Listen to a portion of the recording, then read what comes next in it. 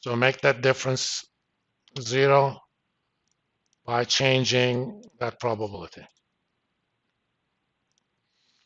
Now market thinks that it's going to be at least 25, and market attaches a 2/3 chance that it's going to be 50 basis points. That number actually probably changed since yesterday. Let's look at the graph. Let me do that one day.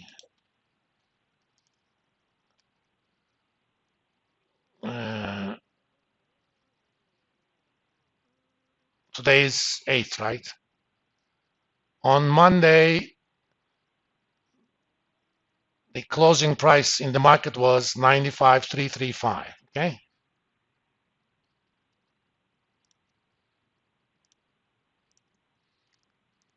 95,335. Let's see what the market, what was the probability the market was attaching to a 50 basis points move. Data, what if analysis, goal seek to 0 by changing that probability. So market was attaching only 17% probability to a 15 basis points move. Are you guys following the market?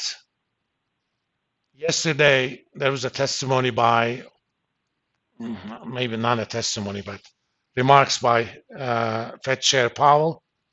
After that, market said, okay, this guy is a lot hawkish than we thought he would be. So markets changed their idea. Now they're thinking it's going to be 2/3, it's going to be 50.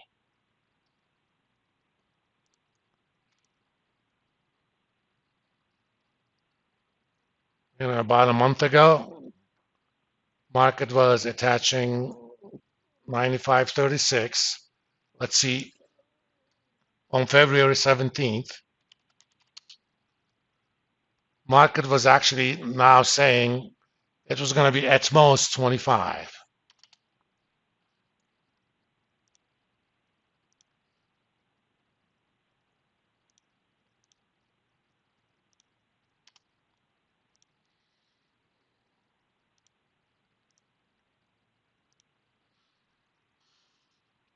What was that date?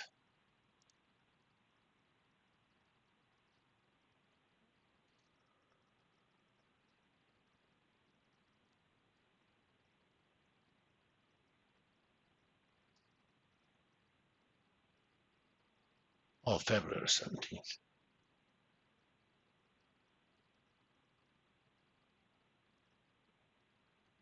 I got it from somewhere. It doesn't matter. So that number changes by market's perception.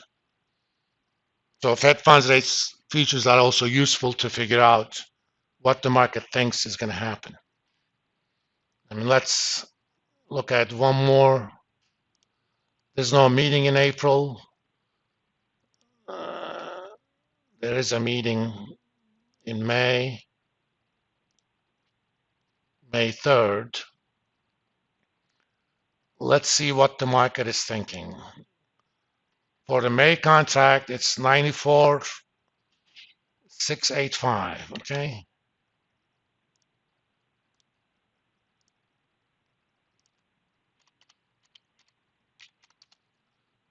It's 5.3.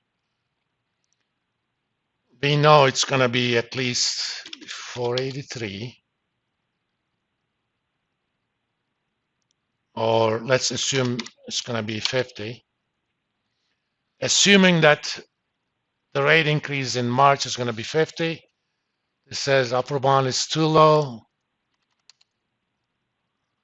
Market thinks there's going to be another 25 in May for sure. What's the probability that it could be 50?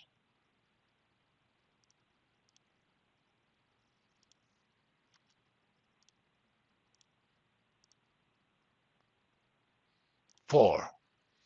So market saying If the move is 50 in March, it's going to be pretty much for sure 25.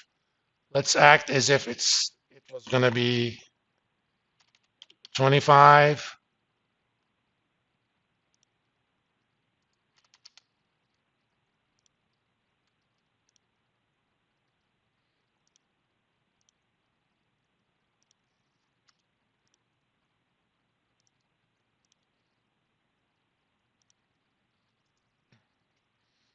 So market is saying either it's going to be 50-25 or it's going to be 25 plus minimum 50. So in a sense, over the next two meetings, you can pretty much bet that market pretty much bets that Fed is going to increase the rates by 75 basis points. So that means we'll be at 533 by June for sure. Let's look at the June meeting, 13-14. That's why I call this reading the tea leaves. Assuming that there was a 75 basis points move before the June meeting, let's look at the June contract, 94,535.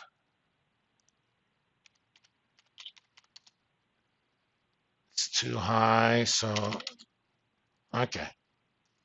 So market's expecting at least 25.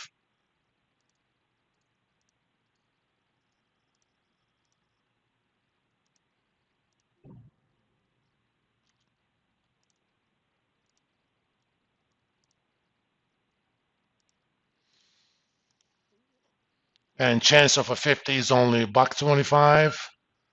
That means over the next three meetings, market is betting that we're going to have a full 1 point increase.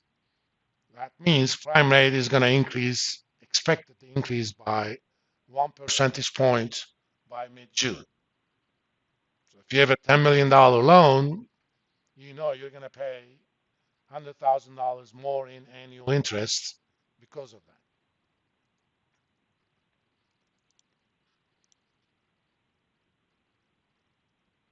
Let me save this. We can look at the July as well, but those numbers are not, this is going to be 558. Let's do the July as well. July 26th.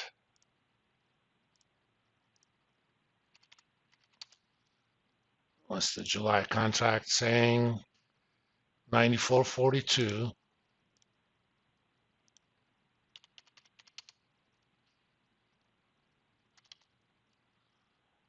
Okay, it's gonna be either no move or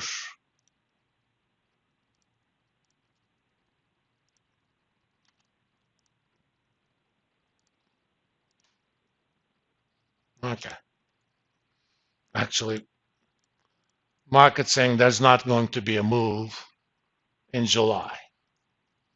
And there's no meeting in August. So you could pretty much set your watches unless something changes in the inflation numbers.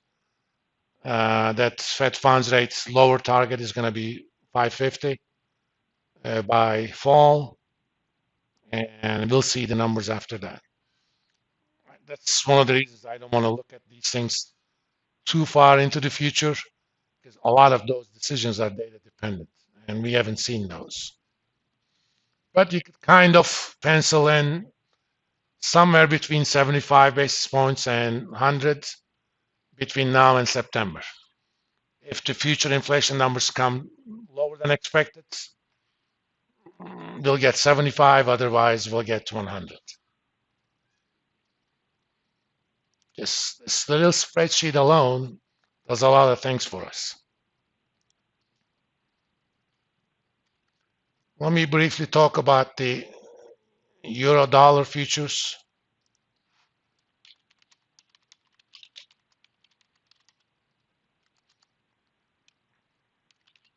Many, especially in Europe,